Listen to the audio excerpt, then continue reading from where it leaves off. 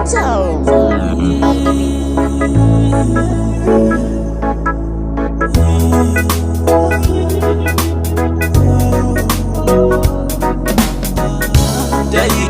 chapedza tese gore, penyu ndiri ndega isinyore. Mwari varonga kuti vatore, kutonga kwavo handingavashori.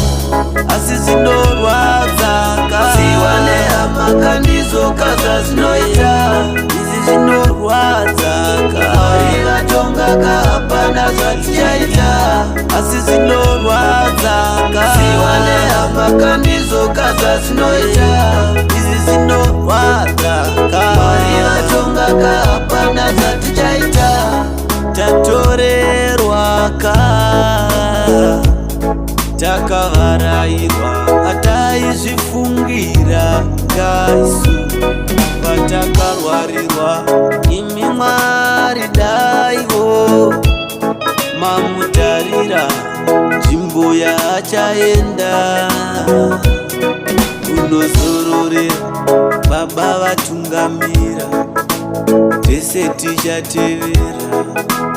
Iyo ndiyo nzira, rudo rwavo ndovarangarira. Tatorerwa musoro, tinodzungaira. Yana chatura mutoro, yani watichatarira. Tatorerwa musoro, todzungaira. Yana chatura mutoro, yani watichatarira. Uripo mandihwira hondo, mandibata kunge zaire gundo. Maisada kuti ndione ndondo, wakasika vamwe madanchike ikoko. Yana chapukuta misodzi, yaniko pachandihwira hondo. Yana chapukuta misodzi, yandiko pachandihwira hondo.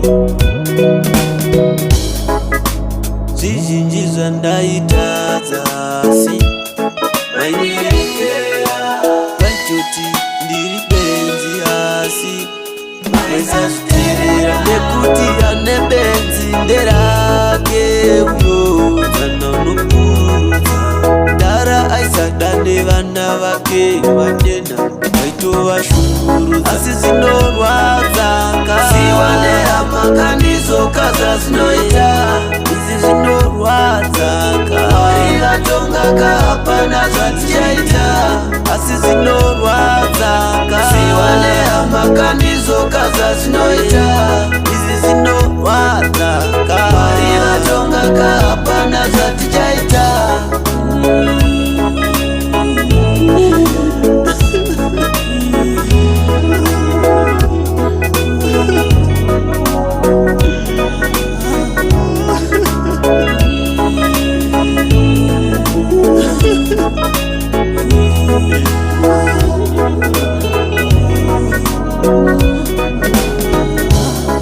Taiti chapedza tese gore, penyu ndiri ndega isinyore.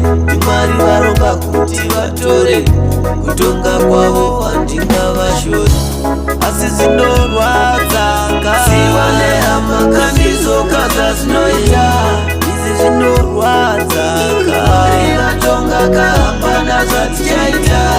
Asi zinorwadza ziwa nehama kandizokaza zvinoita.